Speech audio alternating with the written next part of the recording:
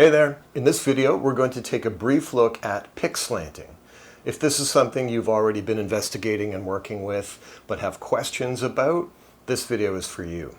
We're also going to take a look at what pick slanting is for those who are not in the know, but really what we're going to be doing is figuring out just how much you should be focusing on this at all and why. Let's check it out. For those who have never heard about pick slanting, what it generally is a factor that is involved in alternate picking successfully when you move from string to string. Just to get right down to it, it looks something like this. If you were to play a downstroke as the last note of a lower pitched string, so for example, in this case, I'm on the D string.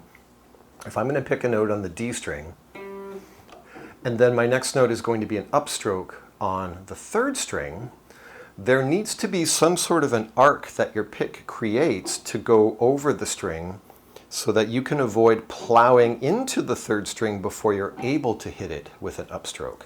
So for example, again, if I were to do a downstroke on the fourth string, and if I were to just keep a completely flat plane with the pick, I would smash into the third string with a downstroke unintentionally before being able to do an upstroke on the third string that I actually want. So pick slanting involves leaving the string, literally tilting the pick in a direction, in this case in an upward direction where your pick floats in the air, and that clears the third string, allowing you to hit it with an upstroke. So long story short, for this particular type of string cross, you would need to flick your pick a little bit this way on the last note of the fourth in order to get the third string to be hit cleanly. The opposite of that is true as well. If you were to play a note on the third string with a downstroke as your final note on that string, before going to a lower pitched string, in this case the fourth string, if I were to just keep the pick on a plane, a flat plane, and then start moving my hand, I'm going to inadvertently nick the third string with an upstroke that I don't want before hitting the fourth string with the upstroke that I do want. So again, I would need to create sort of an opposite arc. In this case, almost more of a smile, the way that the pick plane would go. I'd have to hit the note on the third string, the down, but flick the pick a little bit this way, slanting it, before coming in and being able to hit the fourth string without re-hitting the third string. That's generally what pick slanting is about. The whole topic of pick slanting really came to be a thing when Troy Grady's Cracking the Code series on YouTube, which is excellent by the way, highly recommended, when that jumped on the scene and they began to dive deep into the whole right hand or picking hand mechanics that great famous pickers were known to be doing, that's when things really hit the ground running.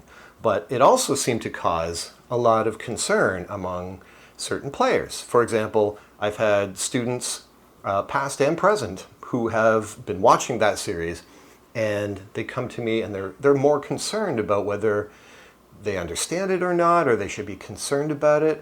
And I've got a few thoughts about this.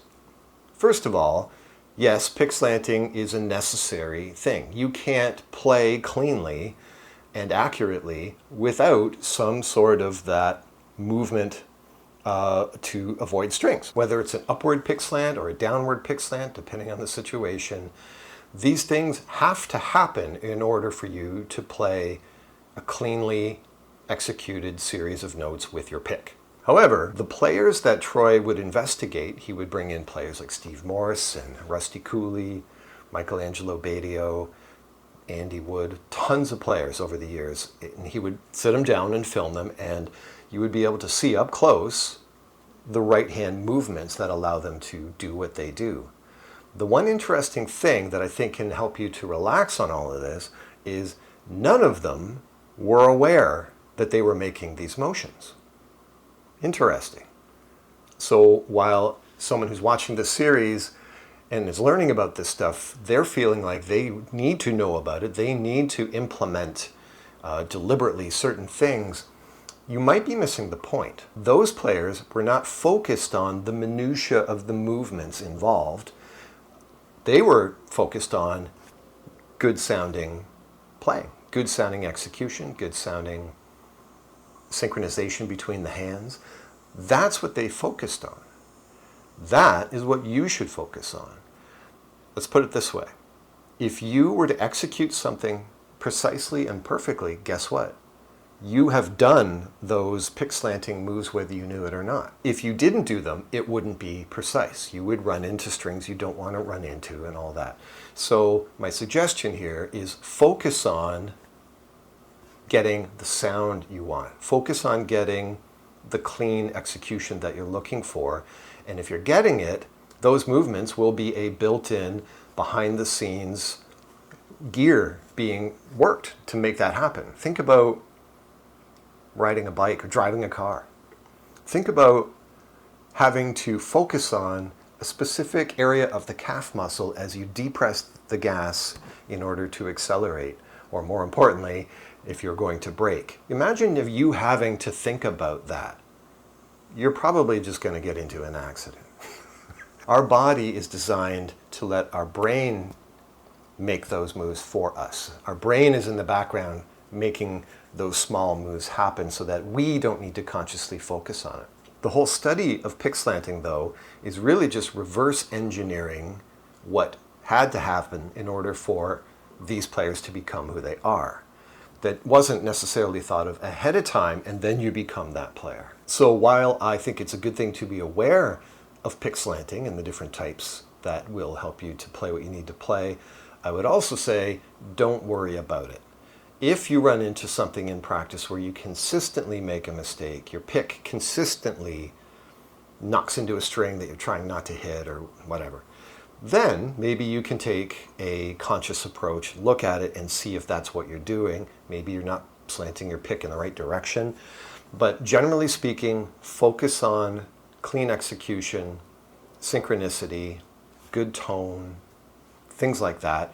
And if you are achieving those, then that pick slanting thing has to have happened in order for you to get what you wanted.